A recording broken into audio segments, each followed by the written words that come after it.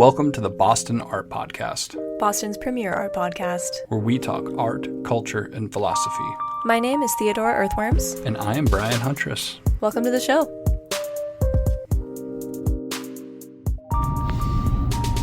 Boston Art Podcast. Theo has apathetically agreed to begin recording. Yeah, that's right. Why apathetic? I don't know. Well, you asked me if I enthusiastically agreed. Do you not care about the city of Boston and all of its great arts and culture? Oh my god, shut up. So here we are again. This is Going to Get Ice Cream Part 2. Oh yeah, we did it going to get ice cream. Going to get ice cream. Yeah. I don't know. Also at Ben & Jerry's last time. I think that it's really hard to bounce back from a hiatus. It is. And I think that we just have to do it. Okay.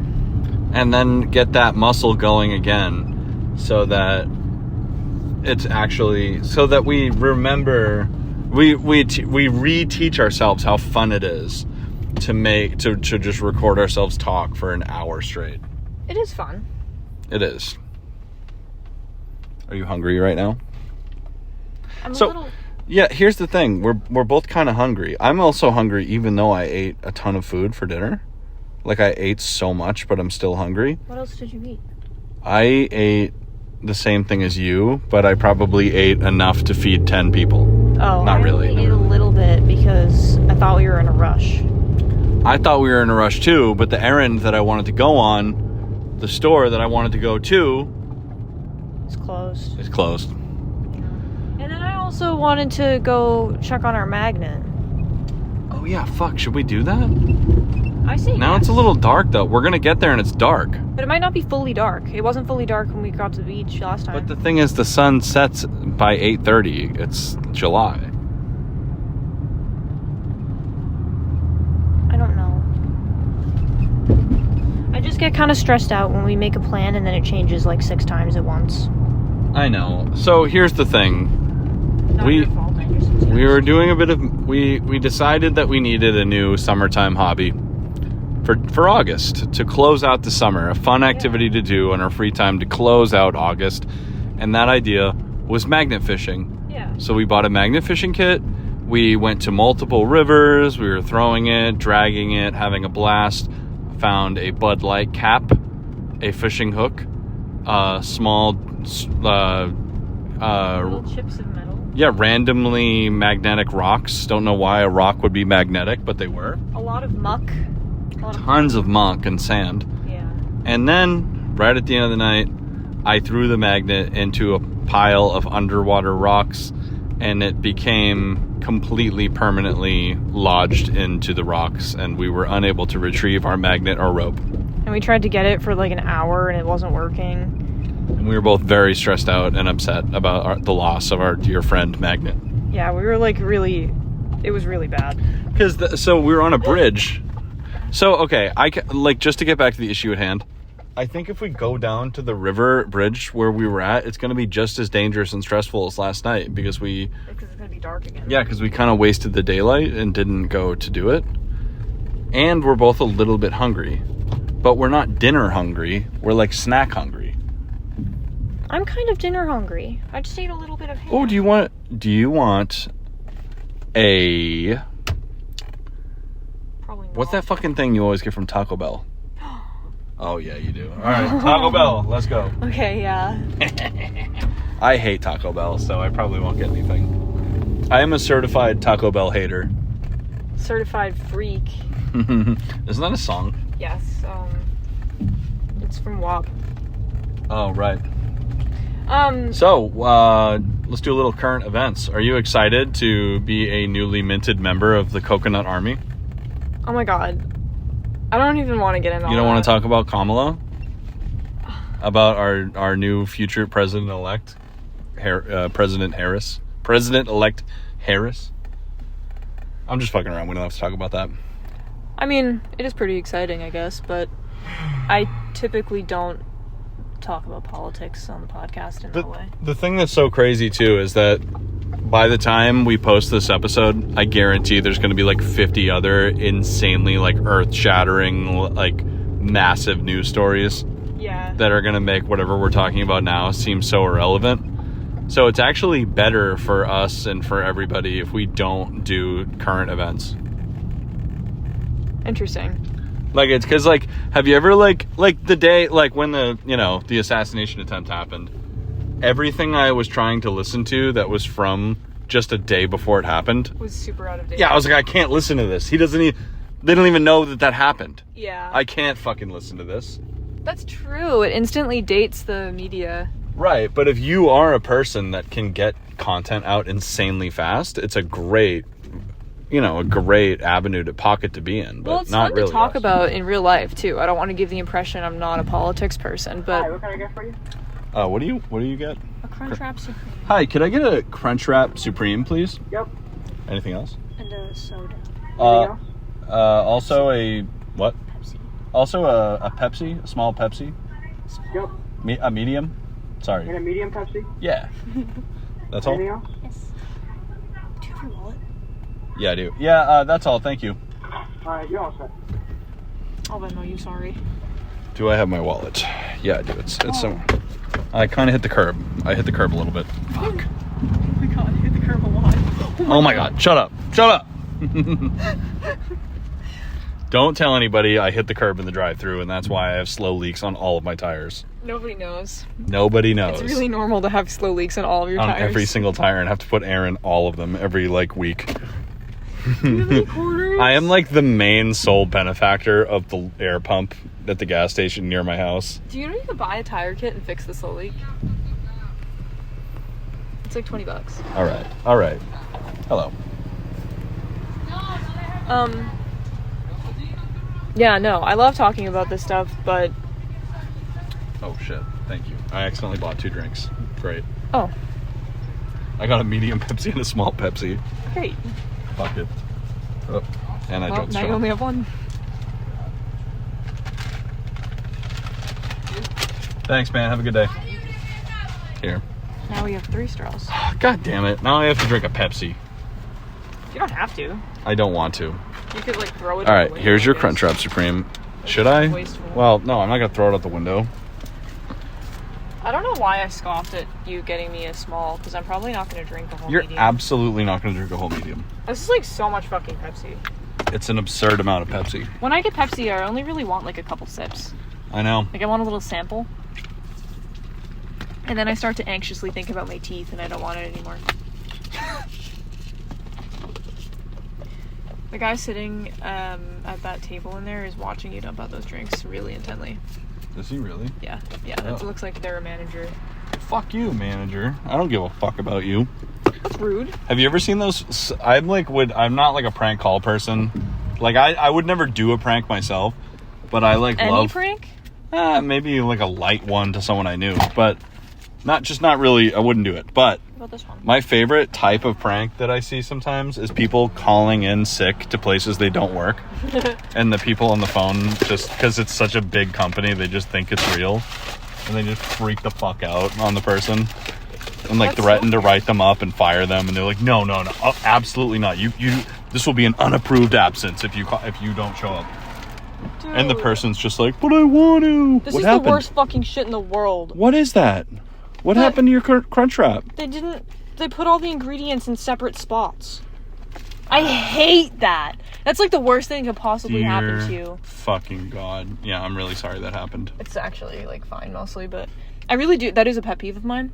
Like, if When- you are making a burrito, It's gotta have cheese everywhere. it's all gotta be mixed in. I don't want a burrito that's like a tortilla with like a whole like an inch square of just sour cream, and then the beans like a few inches to the right with like lettuce in between. Like that's fucking weird. Like, your layers. There should be layers. It should be like mixed in together, not like separated. So you hate working class people? No. Just kidding. I'm sorry. What? I don't know. I was just fucking around. Did that throw you off? I was just kidding. I was acting like you were making fun of people who work at Taco Bell. Well, I To know, make you I mad know at the me. joke. But Okay, sorry. I thought maybe I went too far. you didn't riff my bit. I honestly completely agree, because I actually made myself a burrito the other day. Yeah. Where I completely fucking botched it. Yeah. And everything I put in it was in the wrong spot. It was completely ununified. Yeah. And I was like, I ended up kind of just taking it apart. And just mixing it? No, and just eating the ingredients out of the thing. I was like, I'm just not even gonna fucking try to eat this the way that I prepared it. I'm gonna just eat this stuff that I've tried to put in it. See, that's the thing. Like, if you're eating a plate, like if you're at like the 99 and you get like a plate with sides, everything should be separate so that you can mix what you would like to mix, but you're not forced to mix. Right. But if you're eating something that is a combined thing, like another thing that I really don't like, that I feel like this is much more common and socially acceptable, but I don't like it personally, is when you get like an acai bowl or like a burrito bowl or something, and everything is separated, and then you try to stir it, but it's too full, so then it like spills. But you can't like put the lid on it and shake it because it's like really, really packed with food, but it's just like the ingredients are just toppings. Instead of it being mixed in. Can you imagine getting an acai bowl and just shaking it like a salad? That would fucking ruin it. Well, it's all going to mix together anyway. I always just stir it. Oh, man. I would never... The last time I did get an acai bowl... So, I did the same thing with acai bowls that I did with kombucha. Where I, like, discovered it. And I was like, this is it. This is the best thing I've ever eaten. And then I ate it, like, a lot for, like, a little while. And then I was like, never again. I would rather, like... just jump off a building than eat another acai bowl. Yeah. Because the last time I ate one, I don't know what the fuck was in it or what went wrong, but I had the most intense stomach pain I have had in a long ass time, and it just didn't go away for like 10 hours. And I was just like, I don't know what was in that weird purple fucking Ivan ooze goo ass shit, but now I want to die and I'm never eating that again. Do you remember that time that we went to our friend's house and they had a game where you had to like get people to guess what color in the color spectrum you were referring to? Yes. And you were playing purple and you just said Ivan Ooze. Yes, famously the Ooze Power Ranger villain from the live action Power Ranger from like early 2000s. Apparently not that famously. Well, the thing so I misinterpreted the game. So the rules of this game was that you get the most points. Like if you're the most accurate descriptor. Yeah, like if you can describe the color so well that everybody guesses it dead on, then you get a ton of points. But I misinterpreted that as trying to make it insanely, unbelievably hard to guess. So my first clue was ooze, which was a dumb guess. I mean, a dumb clue. And then the second was Ivan Ooze, and I also thought that would be like, everyone would just be like, oh, Ivan Ooze!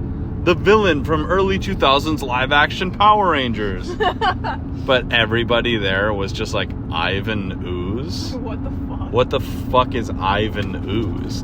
And also, it turns out everybody thought the word ooze meant something green, which totally makes sense. Nickelodeon. Yeah, slime, or I don't know, but I thought it meant pink, like pus. I was in the minority, though. Yeah, I was totally... I was the only one that thought they meant that. I totally blew it. That was like just a party foul moment. My Ivan Ooze moment. I actually think about that game a lot because I also said one where I was trying to indicate like millennial teal. And I said millennial and everybody did pink. What the fuck is millennial teal? I don't remember this. Like the color that everybody's bedroom was when they were like 12. Like that minty teal color. Okay. That's interesting that would be... Huh. Because I feel like when somebody says like millennial this, they're referring to something that millennials are currently doing. Like millennial gray. Yeah, but that minty teal color is still a millennial color, I feel. But I feel like because you're referring to the past, it wouldn't make sense to say millennial. Like you could say like white, like early 2000s teal. Well, it was only one word. Or like 90s girl teal. It's not 90s. Well, it's like 2009.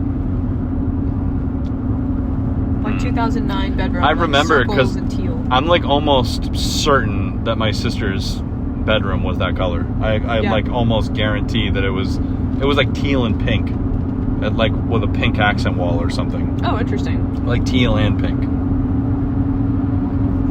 Yeah. My mom let me pick out the bedroom paint or the paint color for my bedroom when I was in middle school.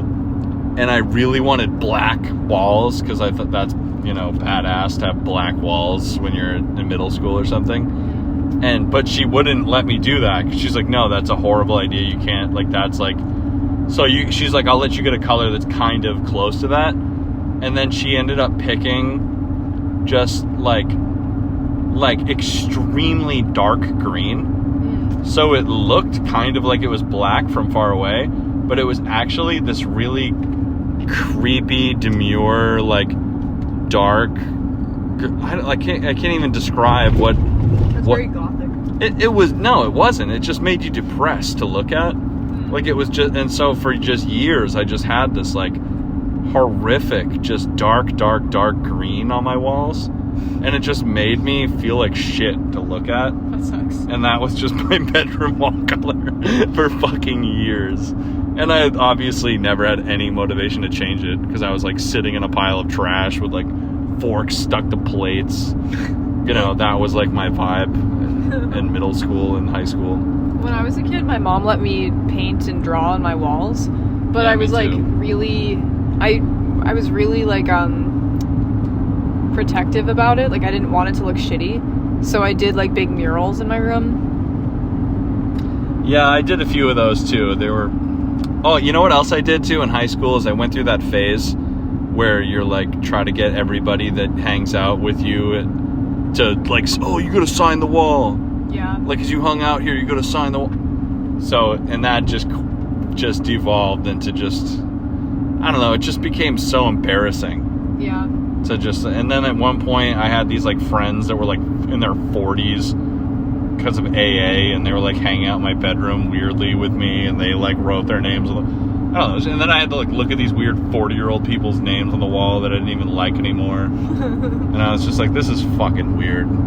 I had my friend's I hate that I did handprinted this. canvas in my room. I had a big canvas and all my friends handprinted. Oh, well, that's sweet. That's like sounds like something you would do at like summer camp. Well, I had them all overlap, and then I eventually made a collage on top so that you could see the handprints, but it was art. That's sweet. You know what I did on my walls that was just massively regrettable because I had to like, it was like impossible to take it all down and preserve it, was I had made tons of art and drawings and things people had given me. I had just taped it all onto my wall with like packaging tape, but like taped it all up as one giant taped up thing. Oh, yeah. So it just was a fucking nightmare. That sucks. And when the day finally came that I was like, all right, time to grow up, and just nuked everything and it got repainted, all that shit pretty much was just gone. That just sucks. Just destroyed. I tried to save some of it, but then over the years, you end up letting go of the the band posters and little hand-drawn crappy things that like your friend from second period made. Huh. Yeah.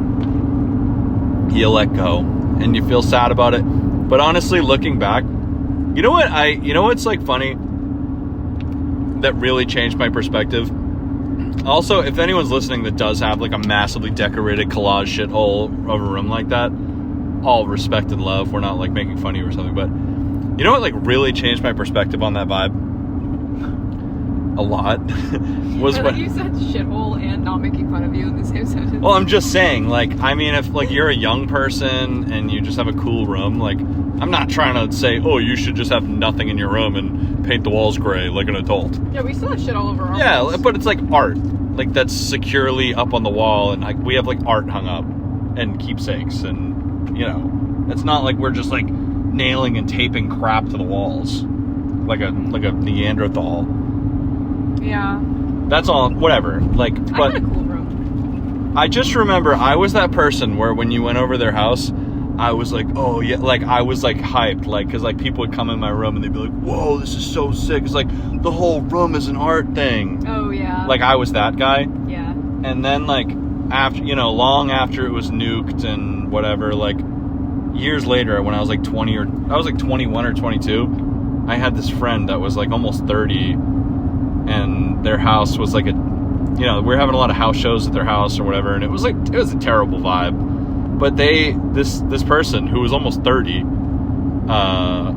had that high school collaged room at their parents' house, and they were saying all the same stuff, like, yeah, my room's like an art piece, like I have a story for every single thing in here, just point to something and I have a story for, like, and like all the same things I used to say about my room. Yeah. And I just remember being like, oh my god, like I can't do this. Yeah, I mean, it really depends on the presentation. Like, I think that is cool if it actually is cool, but if it's like when I was a kid, I used to do things like tape like blank CDs to my walls and stuff, but like not in a way that like looked really good. I just like kind of thought it looked good at first, and then it started falling apart. It just looked kind of weird. But I don't know. I really like decorating in a way that is really reflective of my personality. Like, I like the idea of like your home being an art piece, but I think that there's a good and a bad way to go about that. And I think there's something to be said about the fact that we are both people who, in our youth, our parents let us just demolish the interior design of our bedrooms and just put up just absolutely nuke the place with handprints on the walls and drawing with Sharpies and shit, But like, and I think there's something to be said about that we're both now artists. Yeah. And we're very confident in our self-expression and stuff. Yeah. Because like, I wonder if people who grew up where their parents were like, made their decorations for them and like lost their fucking minds when the kid like drew on the wall and that was like forbidden. Yeah. Like, I wonder if we were those people. Because like, for example, I didn't keep any journals at all until I was an adult. Because when I tried to do it when I was a kid, my parents would always read them and I'd get in trouble. Yeah. So I just was like, permanently stopped journaling because I was like, what am I going to, I can't fucking do that. So I wonder if maybe my parents didn't let me do that, I wouldn't have continued to make art and stuff.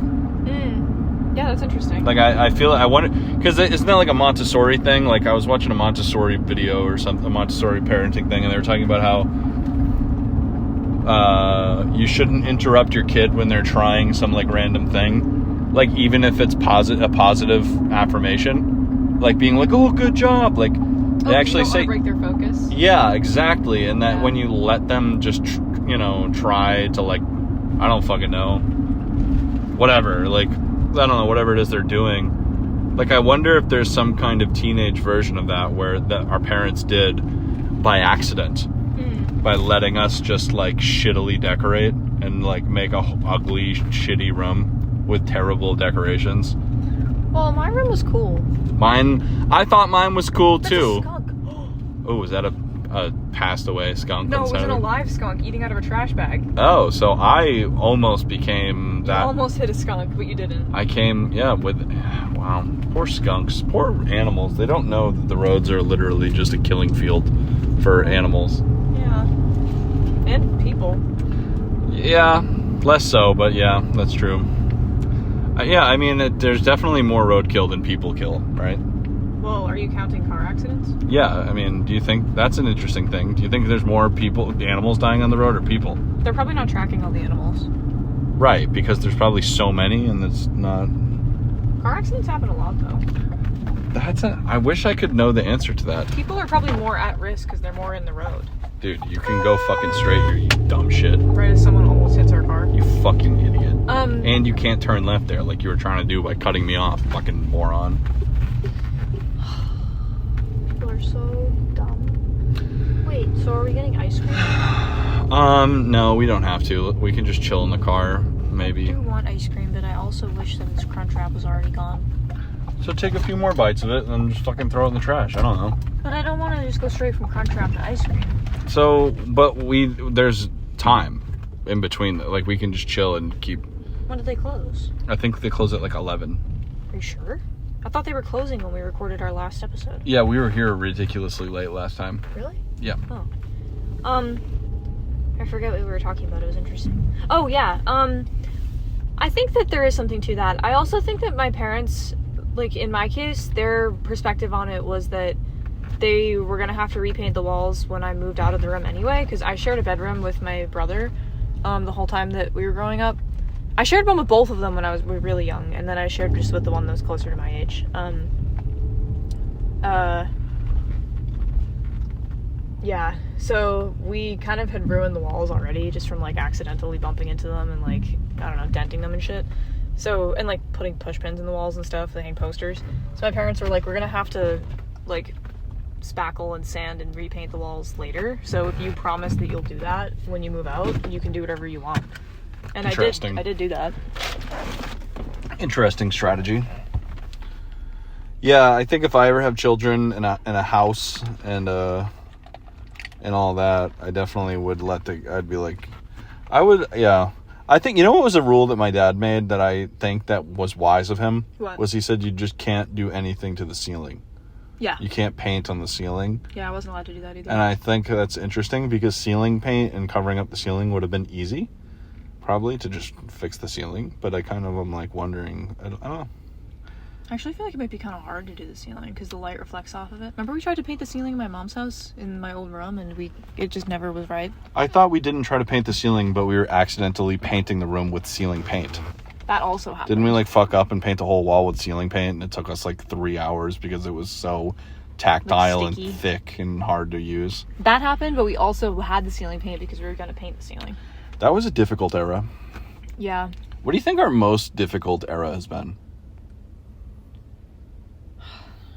That's a tough Maybe question. that's too personal. Maybe that's an off-the-air debate. I have some things to say about that, but yeah. I think maybe our... Depends what you mean. What about our best era? What about our best era besides right now? Because I feel like I would... Right now, hands down. Yeah, I'd say right now is the best, 100% the best era. But what about... I think it, again, depends what you mean. Because, like, when we first met and we were doing a bunch of art stuff, that was a good era in terms of vibes, but we also, like, didn't know how to eat or sleep properly, and we were like really weird and sickly people, probably. To be fair, though, when we first started hanging out in person, it was during an extremely intense, very difficult time because of COVID and because of the George Floyd protests and events that were happening surrounding that historic civil rights summer. And so there was that happening, and we were like chilling, and it was still like, you know, there was no vaccines, and it was like terrifying to like you know, buy an Arizona iced tea at 7-Eleven made you feel like you were gonna die. Yeah. So like it was a very weird time, and we didn't have like a fucking kitchen. Like, so chilling at your apartment was like awkward for some reason. Like we just, so you know what was weird actually is being at your apartment at the time. It was totally fine to be in your room.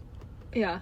And I loved my room. And we didn't really hang out in the living room ever there or the kitchen. And we never ever used the kitchen at that apartment because of like, I don't know why, it was like weird. Yeah. I mean, I used to, but that was at the end of an era where, like, the beginning of the pandemic, I was super tight with my roommates there, and a few of my roommates, they all worked in food service, and 2 of them were bartenders. So we thought the COVID was only going to be like 2 weeks long in the very beginning, so we were like partying a little bit because we were like, haha, we're on vacation basically. And then it just didn't end, and there was this really weird rift where some of us started like intensely hobbying but also partying. Some of us started just doing intense hobbies and not partying, and some of us only partied.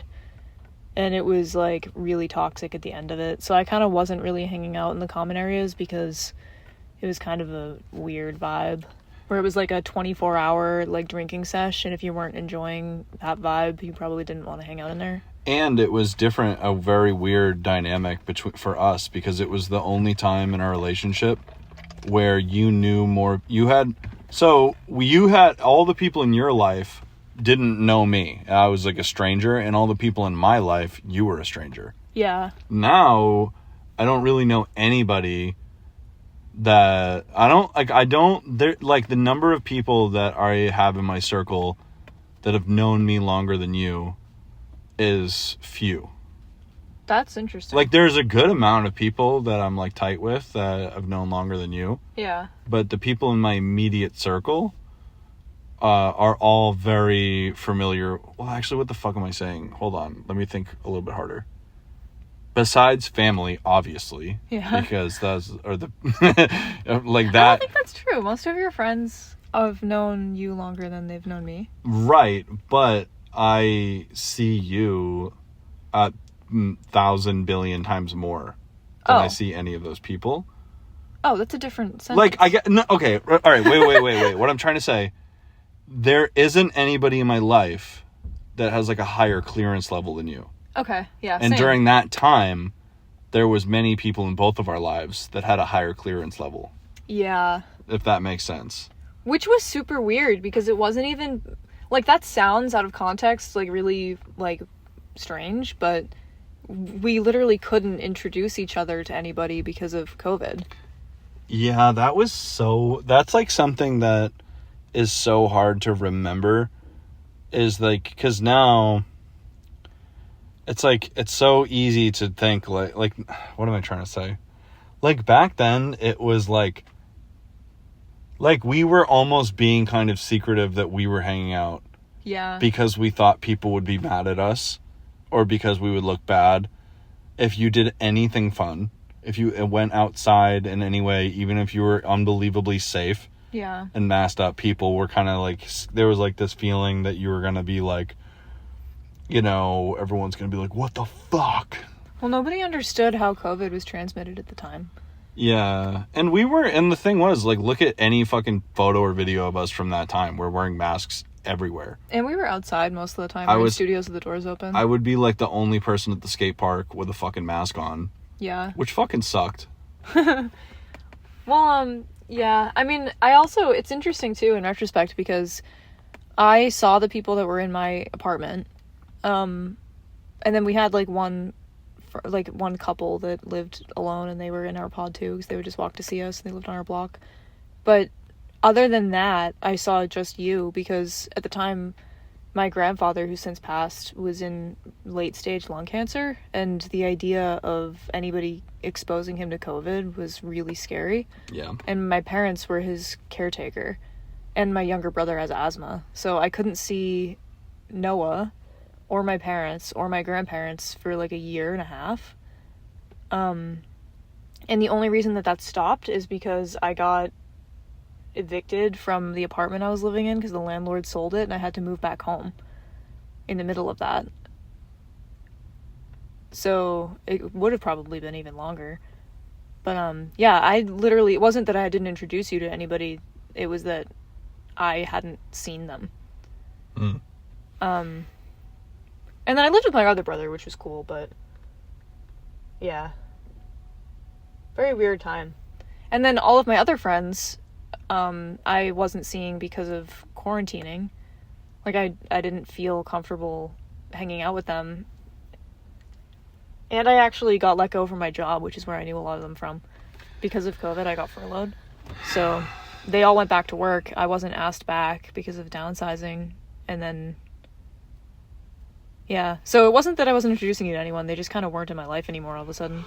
Me too, because I also was, fresh off of like walking out of the flames of like an unbelievable amount of drama from my old circle of people. Yeah. It's so funny, like the last times I've talked about that like was probably like years ago or something, like on the podcast, but like I used to like tiptoe and like still care what people thought, and like think that like all the old music scene people that I used to be tight with, that like all this weird shit drama happened. Like, I used to think that, like, oh, like, maybe soon, or, like, maybe one day, like, that'll all be resolved, and I'll, like, know those people again. And it's, like, legit, like, coming up on 5 years later. Yeah. And it's just, like, that's never gonna happen. Like, the people who just, like, don't fuck with me anymore, it's just, like, what am I gonna, like, what do you want me to, what am I supposed to do, atone? Yeah. Do a penance because of some made up fucking weird shit that I don't like, you know what I mean? I don't know. Yeah. It's so funny because looking back on that, I actually can't even fully accurately articulate what happened. That's how it goes. I don't know. It was just a bunch of idiot people making crappy music, all trying to have the most attention and play the most shows and have the most people like us, and all of us like just hating each other. Like that, do you think that's an accurate description? Not really, honestly. It might be a little bit negative. I think it was probably more fun than that for you, but I mean, another thing too is I wasn't there for the good days. I met you right after. It's funny because I used to be during COVID time, like the time you're talking about was during this period where I thought that the music scene as it was when I was there would one day come back. Yeah. And I would and everyone would work shit out and be cool again and blah, blah, blah. And then we'd all start we'd all play a show together at the Basement in the Sky, or, and it would all be happily ever after or something. But it just didn't happen. I think that's it. It's also crazy that there's been that much time too, because you were 23. It doesn't feel like it, I feel like that's such a thing that a lot of us do, or that I have to actively not do this, is age project. I'll think about something I did 10 years ago and I'm I'm character inserting 28-year-old me into that situation. That's kind of what I'm saying, not to minimize anything, but that's kind of what happens when you're 23, right? I guess so, yeah. You're just a dumbass and you have no idea how to, manage relationships very well. And the people that stick around, stick around. I don't know, I guess this is topical, so maybe by the time we release this, it will already have happened, but you're playing a show with Chris O'Grady soon. Yeah, that'll be fun. Are you plugging that show right now for me? I'm half plugging it because I don't know when we're airing this episode, but... Oh, it's okay. No, that'll be cool, actually. I did want to talk about that a little bit because I've been doing a lot of preparation for that. I'm not promoting it right now, but I'm talking shop a little bit. But didn't somebody point out that it's weird that we say talking shop one time? Really? Yeah, somebody said that to us at a show talking about the podcast. They were talking shop, as you guys put it. Really? And I thought that was funny. I forget who. It's so jarring when people quote us accurately. So I'm yeah, but I was because I picked that up from hearing my dad and his friends talk about welding and motorcycles. I say it because of my dad talking about contracting. Yeah, maybe that's talking some boomer trades guy thing to say. Yeah, we don't have a shop. Talking shop, because I learned that because my dad was I think I wanted to go to Laconia Bike Week or something with my dad when I was 12. Mm-hmm.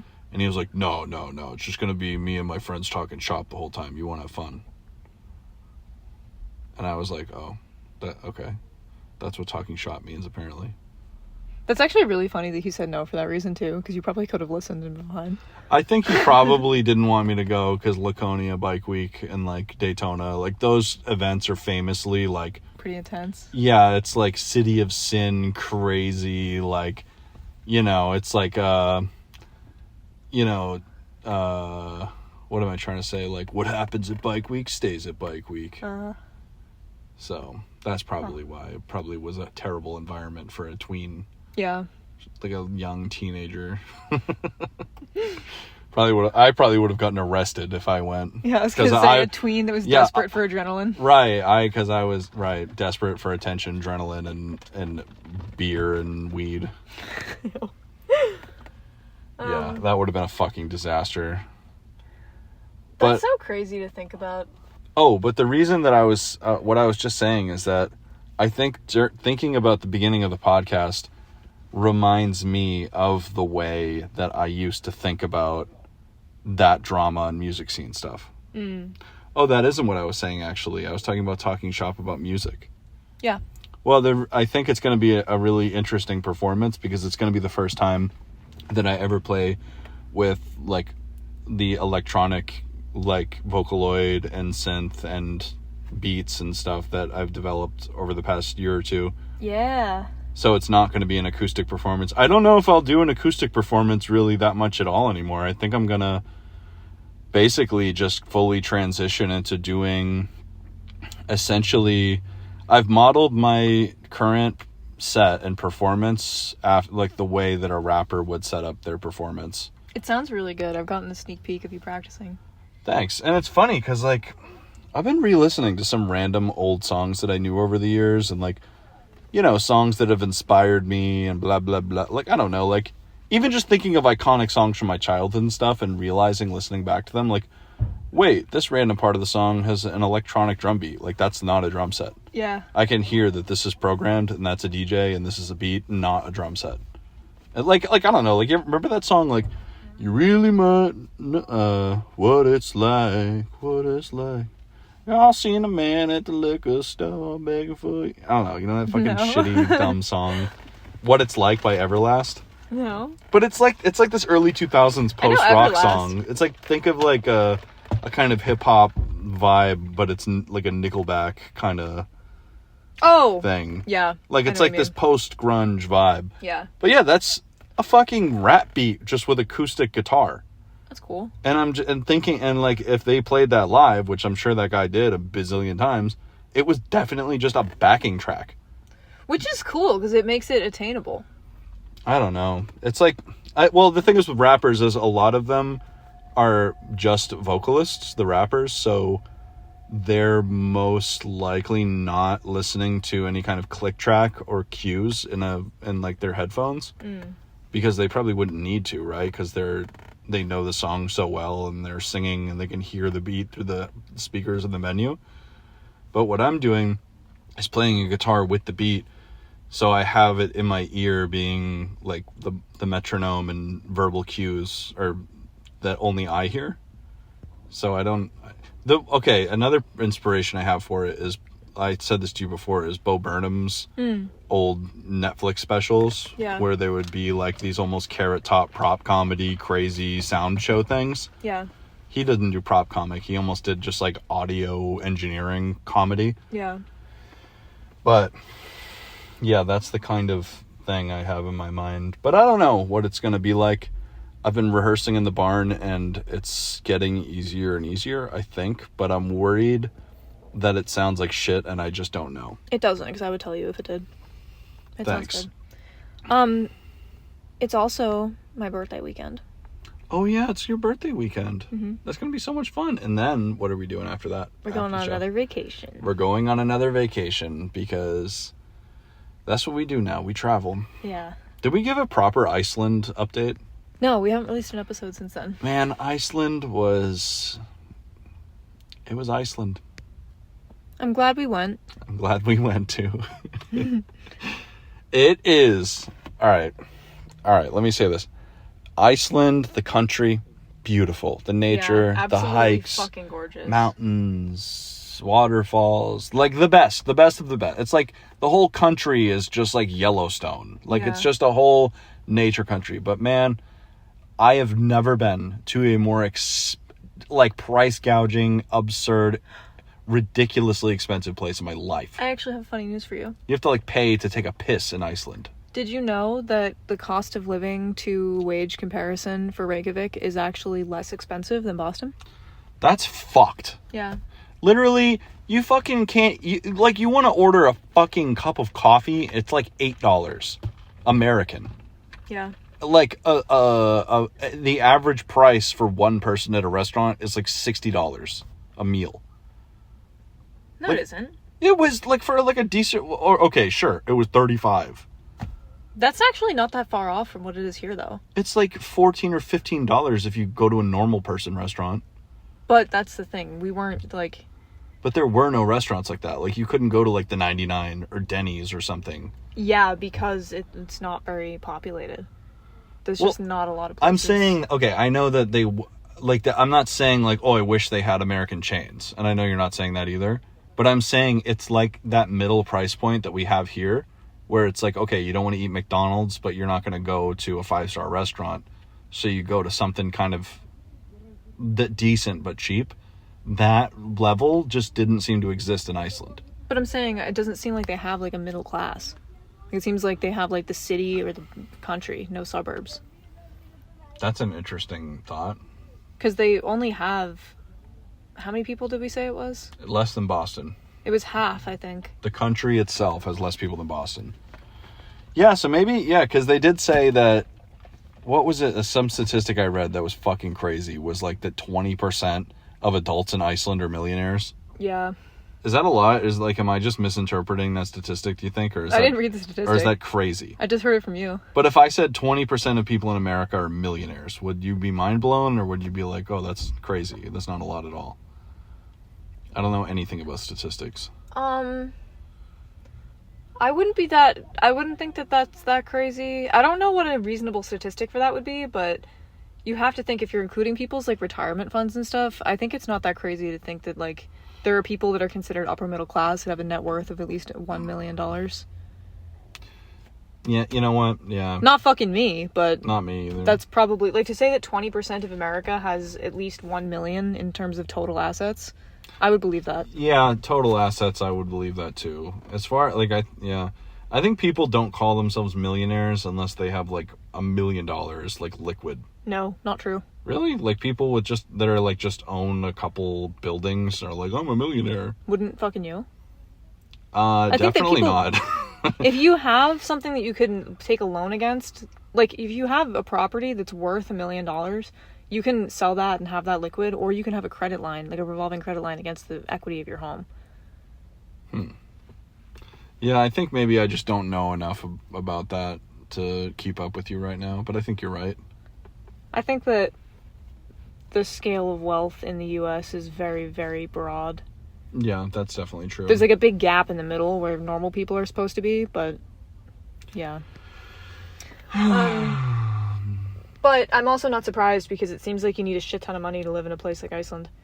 Yeah, I just want to say too, like I feel like I'm kind of running into this dynamic I'm noticing on the internet where it's like doesn't seem to be popular or good to openly talk shit about any country. Well, for any reason. That makes sense. Like, well, I mean, even passively, like I'm doing to Iceland right now, so I feel like an obligation to say, like, I legitimately did enjoy it. Yeah. And it was an awesome place, and not a single person was rude or mean to us at all. Like, it was just actually fun. That's actually and true. Positive the whole time. It was everybody we talked to was very friendly, and it was very, like, safe feeling. Yeah, but there weren't a lot of sketchy moments. But let me say this. If you are a penny pincher like me, you don't buy merch, souvenirs, anything. You cheap out on every meal that you buy, blah, blah, blah. It's the wrong vacation for you. Yeah. Don't fucking go. If you're the type of person that likes, like, a good, fine experience and you're budgeting for every meal and, like, you got the money to do that, it's a great place. But, like, if you're the type that's just trying to, like, save on money on food and go cheap the whole time, not that easy. I mean, it depends what your expectation is. Like, to be fully transparent, we probably spent about $2,700 each, which is a lot more than I was planning on spending.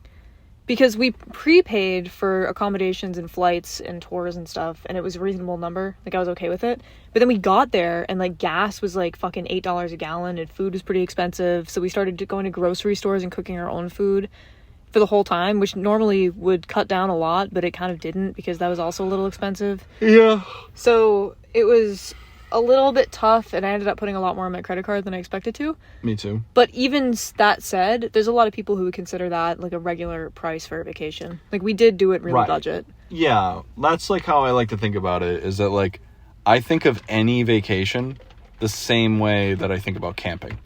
I'm going to spend as little money as possible to get what I want. As little money as possible, survival mode, and that's why it's fun. Like, when you go camping, you're like, you have to, like, work, and it's a project, and you're, like, gathering wood and cooking, and you're making... Yeah. That's how I think of every trip. It felt like a video game. Yeah, like, even if I went to, like, a beach resort in, like, a fucking Caribbean island, I'd be thinking about it like a survival project.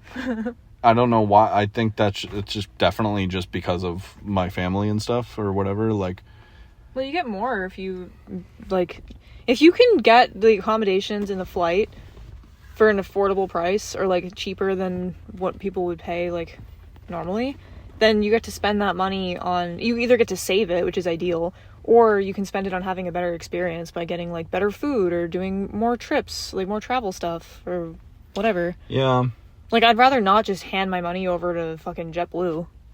Right, fuck them. And there's also, You know what's also important to point out, too, with travel is that there's some people, I suspect, that are only traveling for restaurants. Like, yeah. I like to go see the nature. I love to check out the museums, the skate park, whatever really significant cemetery is in the city. We like a lot of stuff that's kind of affordable. Right, but yeah, I could totally see what, like, maybe somebody would, like, be, like, preparing to go to, like, Munich or Barcelona or some big thing, and they're, like, researching every fucking possible restaurant they could go to and what the best ones, and they have a different one picked for every night. I do really like That would actually be so fucking nice to plan a trip like that. I do really like doing that. We should think more about that, where we plan a trip specifically around food. We kind of did that when we went to the South last year, but we didn't really know what we were doing. Because Yeah. simultaneously, we're still learning about what makes food good, so we 'Cause accidentally just got a shitty version of... Yeah. So here's the thing, right? If you're you know, and I know, because we like to do the nature stuff and find a great park or a hike or a waterfall. We know that. So you know that if you want to do that, you can't just pull up in a random place and be like, all right, where's the closest amazing waterfall hike? Yeah. No, you have to figure it out before you get there, look it up. Where are you going to park? Is this a dangerous hike? Is it a chill hike? Like, whatever. Like, you have to put in that work. Mm-hmm. But we pulled up to fucking New Orleans, like, all right, let's try gumbo. With zero research, and we just walked into the first fucking place we saw that had gumbo written on the window. Which is so stupid of us in retrospect, because imagine if you showed up to, like, Cape Cod looking for clam chowder, and you just walked up to the first place you found. Right. You get fucking sick. Yeah, It's like a it'd be terrible random food. chowder shop. Yeah. So there's that aspect. Yeah. Yeah, maybe we would have had now I'm having all kinds of second thoughts about Iceland. Maybe we would have had... I wonder if there's a whole layer of research where... We didn't do good food research? Yeah, maybe that's something we need to think more about is... I really liked the food in Iceland. I mean, had a lot of lamb. I loved it too. Yeah, Yeah. you got a lamb burger or like some type of lamb sandwich that I ate the rest of, and it was fucking amazing. I actually didn't like that, but that was a food sensitivity thing, which I've been talking about a lot on this episode, where it was very greasy and I didn't like it on my hands. That was a big greasy burger situation. And that was the same day. I don't remember what we had done, but my hair was so gross. Like, we went swimming or something in a hot spring either the day before or the night before, and I didn't get a chance to shower, and I was so itchy and uncomfortable that I was already stressed out and annoyed because I was hungry. Was that one of the days where we were walking around the city in the rain by accident? I feel like we might have got rained on right before we ate that food. I don't know. I just know that my hair was so bad I was wearing a beanie, which I never do. You know what's funny, too? We were talking about London, like, we're not going to do what we did in London. We're not going to repeat London. Where we're surviving off of, like, 3 hours of sleep, walking, like, 30,000 steps a day around, like, a massive metropolitan area. Yeah. And it, like, murdered us. And then in Iceland, we did that, but worse. No, I actually disagree. I think that Iceland, it wasn't too much walking. I think that two things happened in London. When we were in London, we were not on, like, earth. We were on sidewalks, which is harder on your feet. Like, we were on marble and concrete and whatever. Oh, in London. Yes. Yeah, and marble museum floors and shit. We were wearing fucking regular shoes. You were probably wearing, like, skate shoes with holes in them, and I was wearing, like, Yeah. Converse. That was stupid. We wore hiking boots, and we were mostly in the dirt in Iceland, so my feet didn't hurt. We had all the gear. We had all the Iceland gear. I wasn't sore, but what we didn't do well in Iceland was it was midnight sun, and we took advantage of that, which was smart for the first, like, 3 days, but your sleep debt catches up to you, and then it's not fun anymore. How do you get over that one? How do you deal with I just don't fucking get it, because I feel like every trip I go on, I always end up miserable halfway through, and then for the end, because of a sleep deprivation. And it's like, I just don't get how to get around that. I think that jet lag is part of it, but I didn't really feel like that was that bad for this trip. I think it was just the not sleeping consistently.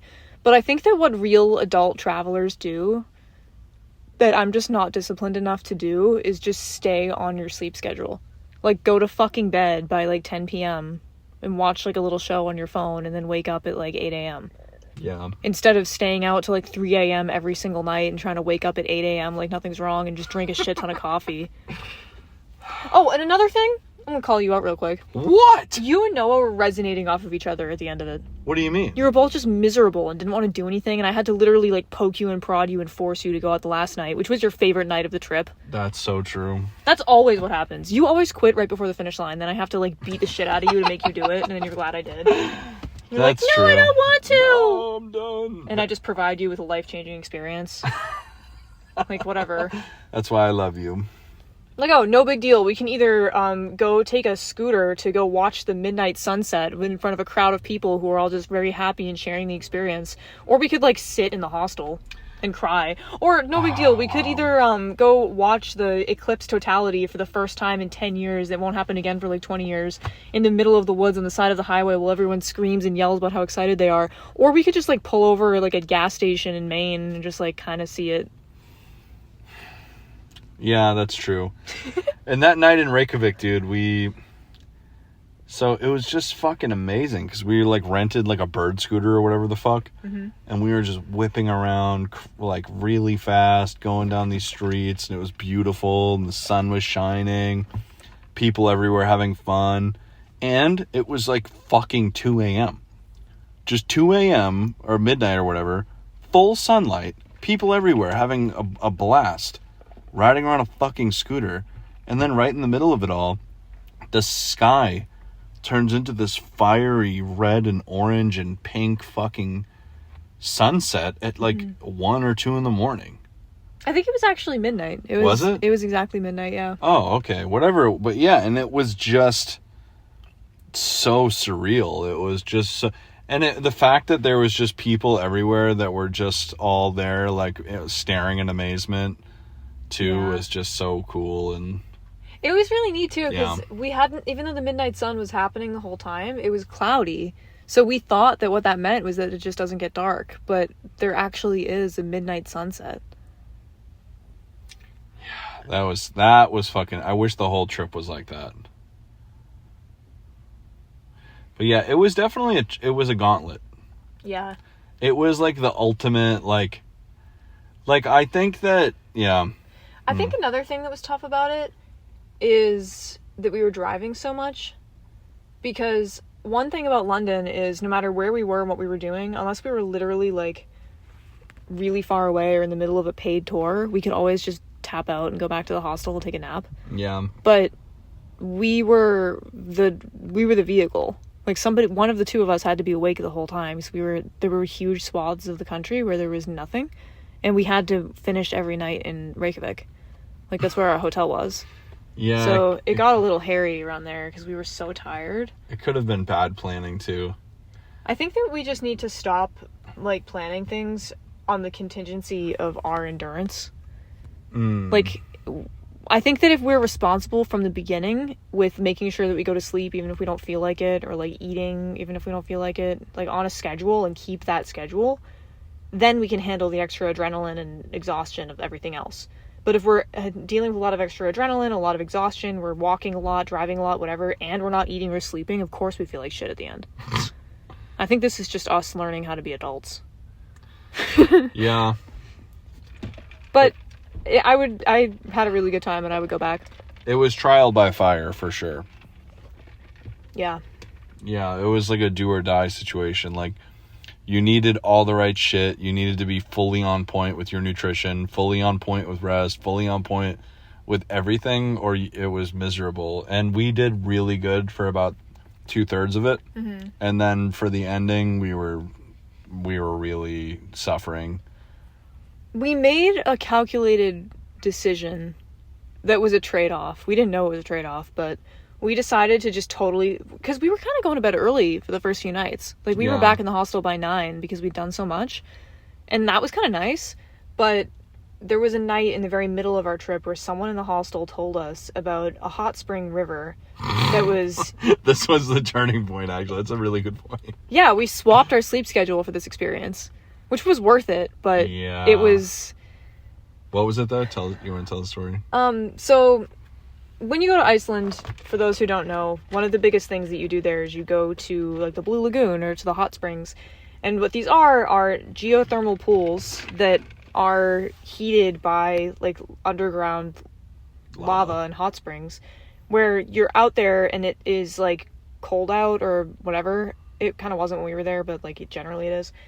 And the water is hot, like a hot tub, and it's natural and it's really beautiful and whatever, and it's really good for your skin. So there's a bunch of them all around Iceland that you can go to, and a lot of them have spas built up around them, and they're big tourist attractions, and people come from all over the world to do it. It's one of the biggest like reasons you would go to Iceland. But it's also very expensive. So we went to one of them that was like, we didn't go to the Blue Lagoon because we heard that was actually kind of a tourist trap, and it was evacuated a bunch because of the volcano that's been erupting in Grindavik. So there was that. So we didn't want to get our tickets canceled. So we booked a different one. And we did that, and that was really fun. But then we were kind of like, well, should we do the Blue Lagoon? Like, we feel like we're maybe missing out because that's what everybody does. And we were kind of going back and forth about it for a little bit at the beginning of our trip.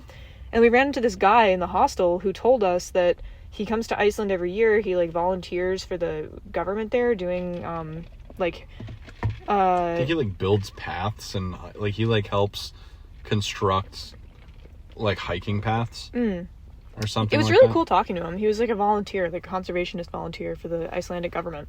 But he was staying in this hostel because they put him up there. And he said that something he likes to do is give people like a hint about a place to go, like a cool hike on the last day of his trip. And it was the last day of his trip. And he gave us a bunch of free food that was going to expire that he wanted to give us, which was really nice. And he gave us a little mission. So we were like, yeah. Let's fucking go. Yeah, what the fuck? New path unlocked. Literally. And he told us that there's this natural hot spring that is a river that you hike all the way up this like mountain path, literally a mountain, and it takes like an hour. It took us like an hour and a half because we didn't have a lot of endurance. But when you get to the top, it's pretty much empty, and it's a whole like real natural river that goes all the way down, and it's all like a hot tub. So we did that, but we decided to do it at night because there would be nobody else there. And that was awesome. It was really worth it. It was the best part of the entire trip, hands down. Like, literally climbing up giant mountains with, like, huge crevices going down. There were sheep just crossing the path around us. Like, nobody around. There was a point where we were at the edge of a giant cliff, and we were all just yelling off the side of the cliff, and it was echoing as far as you could see, and there was nobody anywhere. Like, it was one of the most beautiful experiences I've ever had in my life. But we went all the way out there, got soaking wet because it was raining and misting, and it was, like, I don't know, 45 degrees. We were drenched. Yeah. And then we get to the river, and then we all brought swimsuits, so we changed into our swimsuits and swam in the, like, hot tub river, which was awesome. But then we were soaking wet at, like, 2 a.m. In the fucking freezing rain. And then had to hike back. And it was, like, 40 degrees out. Yeah. Like, it was fucking freezing and raining, and it was literally, like, imagine if somebody just dunked you in water and then made you walk home at nighttime in the winter, like 20 miles away from your house. That's how it felt. The walk home was actually not that bad. We were in really good spirits. But it was physically taxing. And you kind of understated the hike there. It wasn't like, oh, we hiked up a mountain and there was the hot springs. No, we hiked over and around like fucking 15 mountains. Yeah. Because the mountains in Iceland, they're a little hard to describe. Like, when you're just looking at them, they look like just a giant hill. Yeah. Because there's no trees. So, like, it's, like, hard to describe. But, like, they're like, rolling. Yeah, they're not like mountains like Colorado, where it's, like, a 7,000-foot fucking peak mountain. They're, like, shorter than that. So, and there's, like, hundreds of them just in one little area all over the place. So, you're, like, these hiking paths are threading through like scores of small, very small mountains. And when I say small mountain, like if you fell off the side of it, you would fucking die. Like, yeah, some of them were still really, like, yeah, really they tall. were like, I'm saying small for a mountain. Yeah. Like, they were like the size of a fucking skyscraper, but not like, it didn't, they didn't like, yeah, like, we weren't in the fucking French Alps or like the Himalayan mountains or something. Like, it felt like, I don't know, but it was like, because I'm not a hiker. Like, I like hiking. I think it's cool, but the way I've been thinking about hikes all these years is you're just walking through a path with some incline. Yeah. And maybe there's a little bit of, like, difficulty at some points, but I wasn't thinking, like, what fucking Iceland was doing to me, dude. That was fucking me up. I'm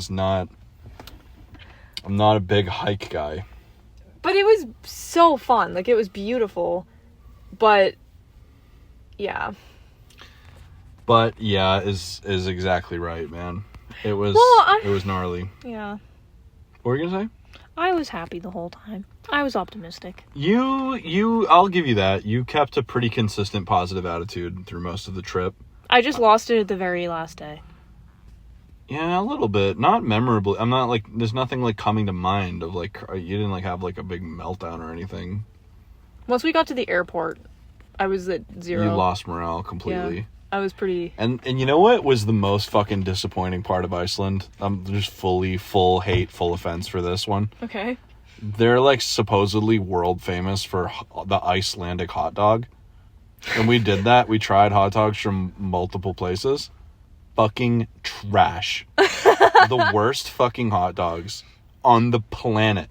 If you want to fucking go on a fucking, like, 10-hour plane ride to eat a fucking blown up Slim Jim, then go to fucking Iceland. Because the hot dogs tasted exactly like fucking Slim Jims.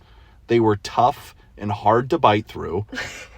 and like it was, and they tasted like factory fucking beef jerky. Okay, but pause. I was like, what the hell is this? Pause. Where did you get your hot dogs from? We bought them I ate them from a grocery store, and from the fucking whatever that famous the Icelandic hot dog chain that is everywhere. At the airport? Yeah, at the fucking airport.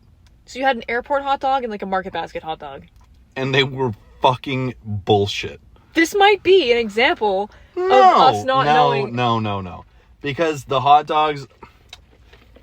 All right. I'm going to bring it back to the clam chowder so example. you're calling my credibility into question here. Yeah. And I'm going to die on this hill.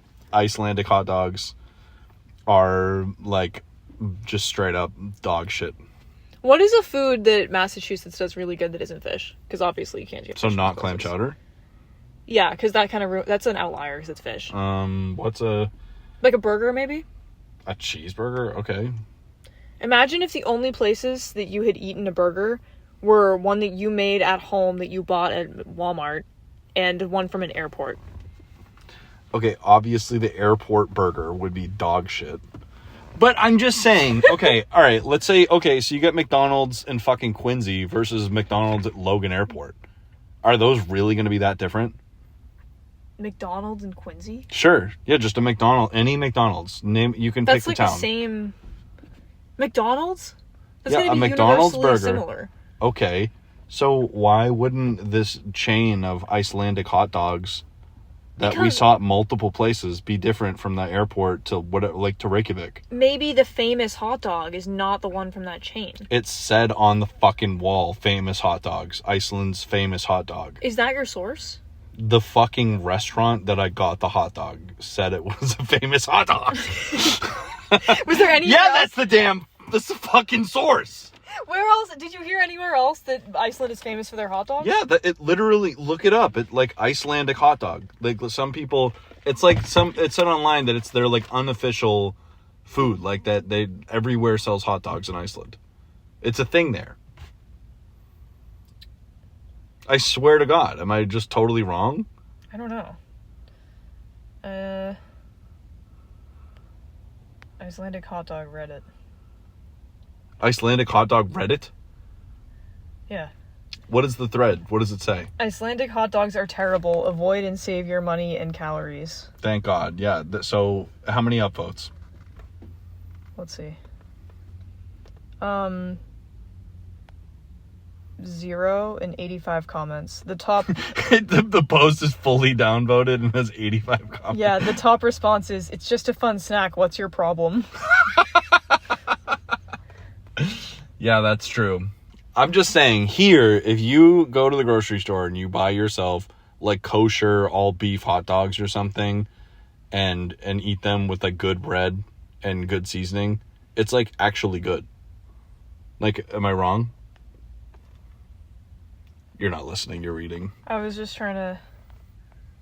Everyone says that you're wrong on Reddit. Everybody on Reddit says I'm wrong. The hot dogs were excellent. Yeah, they said that they liked them. I would rather eat a cold Oscar Mayer wiener fucking hot dog out of the hot dog water bag than eat another Icelandic fucking hot dog with fucking crunchy pepper, crunchy onion fucking flakes. I liked the crunchy onions. That shit was poison. Crunchy onion flakes out of a little tube. Horrible. So you're describing them really poorly for the listener? No, it was like, imagine... They were like deep fried little chips of onion that you put on your food. Like on sandwiches and stuff. All they did was give me terrible breath and make me upset. You don't like onions. I do like onions. No, you don't. I don't like red onions. Every time you eat onions, you say you feel sick. Yeah, every time I eat red onions, I feel sick. Any onions. Red uncooked onions in like a salad or something like that, I hate. White cooked onions, you said made you sick. Oh my god. Okay, whatever. I'm not saying they made me feel sick. I'm saying they were gross. I saw on Reddit another person saying that the best things to eat in Iceland are the seafood and the lamb, and that's what I ate while we were there. That's and what I said it was really I good. ate that too, and it was great. Yeah. I'm simply stating that the hot dog hype of Iceland is not deserved, and their hot dogs were terrible. That's valid. Okay. That's all I was asking for. I didn't really like the hot dogs either. Yeah. What? You didn't? You thought they were bad? I don't like hot dogs. Yeah, they literally I don't like any hot dogs. They tasted like indistinguishable taste from Slim Jims. Like if you eat a hot dog and it tastes like a Slim Jim, it's not a good hot dog. I just remember being like really pissed while I was eating the hot dog. I was in a bad mood at the airport. Yeah, that was an especially bad one. I don't know why I was in such a bad mood. I think I was just exhausted. And I also want to point this out too, that American hot dogs are, probably poison and like giving us like fucking like stomach cancer or something. They're and they're full not of lead. Yeah, they're like probably like lead fucking poison meat.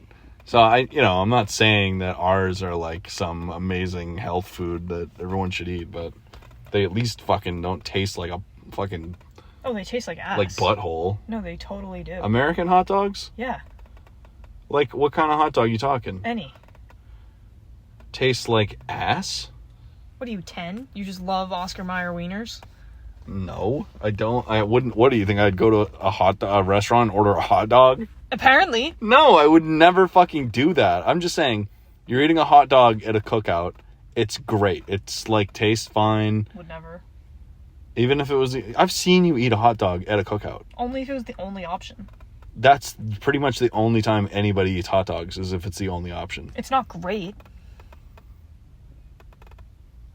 Unless, if you're cutting... Why not? If you're cutting up the hot dog and using it as an ingredient in something else, sometimes okay. That's fucking just, that's like idiots. Like I'm starving and it's 2 a.m. and I can't go to the grocery store meal. Cut up hot dog in baked beans. Grilled hot dog in baked beans. Are you like a Dust Bowl hobo? What? That's what you eat? No, you... That was one of my dad's go-to recipes. Oh, okay. If it's dad food, that's acceptable. Dads cook like that, okay? That's true. My dad used to cook us boiled hot dogs. So sometimes when it was just him cooking, it would just be boiled hot dogs. And then another thing that he would cook. That's it. And then or buttered noodles. And I'm not saying both together.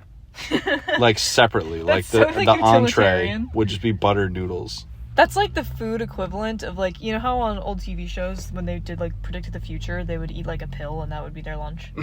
Yeah. It's like if you were trying to get that same effect but from a real food. Yeah. God damn. My dad cooks pretty elaborate meals now. Yeah, your dad's a great cook. Every time we're at a family party where he cooked everything, it's always great food. Yeah, he's a really good cook. Yeah. Yeah, his like dadcore cooking was when I was a little kid, so he was like 28. Yeah, so he gets it. He probably just didn't know how to cook yet, really. Yeah, same. I feel like I'm like lower intermediate. I'm definitely not a beginner chef. I'm a chef. I couldn't work at a fucking restaurant. But I'm saying cooking for me and other people, I definitely am not like high level, but I'm definitely not beginner stages either. New boyfriend update just dropped. He can cook 3 meals. New boyfriend update. They can all cook mac and cheese now. No, he said they can all cook one thing really well. Your options are eggs, PB&J, mac and cheese. He will cook it for you whenever you want. Be really excited. But don't ask him to try cooking anything else. He can't do it. I've never tried to cook mac and cheese before, and I wonder if it'd be easy. You should try. No, because mac and cheese is gross. It's just fucking disgusting food. No, but the thing about mac and cheese is that it can be a good base for easy other food. Not like... It depends on the mac and cheese, actually. It totally does. If you're, like, home making it, like, if you're making, like, elbows and putting cheese in it and putting, like, breadcrumbs and, like, peppers and shit, that can be bomb. Like, it really depends what you're doing. Rattlesnake mac and cheese, I think that's called. Is it? Where it's spicy with jalapenos and peppers and shit. Yeah. Yeah, that's pretty fucking good. That's true. But if you're just doing, like the box mac and then you put shit in it, it's, like, wet. I don't like when it's wet. When I worked in an addiction treatment at this place, there was the chef there, this kid Dustin, and he made the menu completely of his own thing. Like, it was just like he would cook the whatever, but he had this one thing he would cook for everybody that was literally simultaneously the most poisonous, disgusting thing I've ever eaten in my life and the best thing I've ever eaten in my life. But it was Big Mac pizza. What? And this dude... And this kid, he was like a gay rave kid that was working as a chef in in a rehab. And they just let him make whatever he wanted? Yeah, he made the whole fucking menu, dude. It was insane. He would just like smoke cigarettes and talk about raves and make weird food for all these guys. And the Big Mac pizza, he said, was all of the exact same ingredients that they used to make Big Macs, and it tasted exactly like it. That's insane. And it was like literally the fucking best pizza in the world. But it like also made you feel like you ate cyanide. Did he used to work at a McDonald's? Probably. He's like a career food service guy, so I'm sure he knows. I don't know. I'm sure he knew his shit. How did you get the recipe? Well, I think that's actually not that I think you can like Google like... I was just kidding. Yeah. Oh, gotcha. He Googled it? Yeah, he definitely just read it online. That was such an interesting place to work. Because the thing is, when I say, oh, there was a chef and he designed the whole... That doesn't mean... It wasn't like a fancy place. It was like a hell place where there was like rats and like dried puke on the wall. Like, it was terrible. Oh my god. And they wouldn't order... They would only... They just had some like guy that they barely paid cook terrible food for the clients. But it was always like the most like decadent, gnarly, weird food. Because he was like a weird rave guy that was making it. This was at a rehab? Yeah. It was the detox. So people were like withdrawing and like trying to detox from drugs and the only food available was Big Mac pizza? Yeah. That's fucking so Fuck bad. Yeah, it was, dude. That kid was fucking They don't have like an weird. obligation to provide like a certain level of nutrition for people that are withdrawing? I don't know. I mean, I think have like too high expectations. I think that you have to have food and want. I think that, I think it's like the Maslow's hierarchy of needs or whatever. You can't have like a canned corn situation or anything? I mean, I'm sure they did have that. I think the only thing they're actually obligated to give you is like medicine and clean water. Damn. And like, I don't know. I think that's it. Like hospitals and facilities, you know how it is. They don't give a fuck. They just like pass by the inspections by flying colors, and because the guy that did the inspection is their friend. That's the only reason those places are open. Anyway, but yeah, shout out to Dustin, the Big Mac pizza chef. God, that was such a weird job.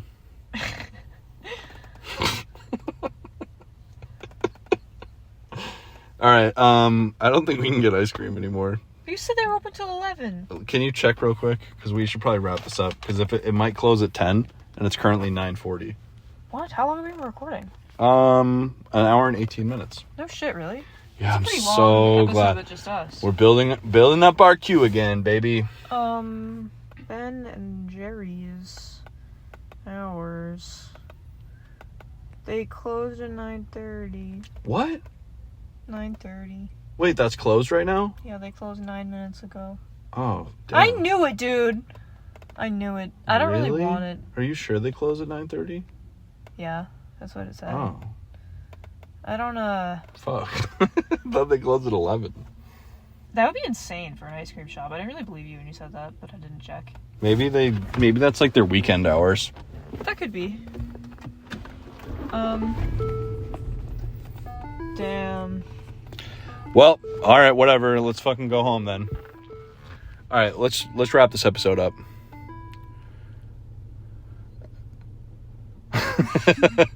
Nice. You just showed me a meme that said, "I wish the block button K-worded people." But it's also like a statue of an angel. It's a statue of an angel. Yeah. I liked it. Okay. Thank you guys for listening. This has been a special episode dedicated to all longtime listeners. We love you guys. Thank you. We're building up. We're trying to get our portfolio back on track. Get some interesting new people in here. I think the previous episode before this was Moxie-moron. Mm-hmm. Hope you loved that. It was absolutely amazing talking to them. Yeah. And we got more people coming up. So, hell yeah. Thank you for listening. Boston Art Podcast. Okay, bye. Boston Art Podcast is an independent DIY production by Brian Huntress and Theodora Earthworms. The information contained in this episode represents the views and opinions of the original creators or our guests, and does not represent any institution, organization, or business. Find us on Instagram at Boston Art Podcast, and tune in for a new episode every Friday. Thank you for listening.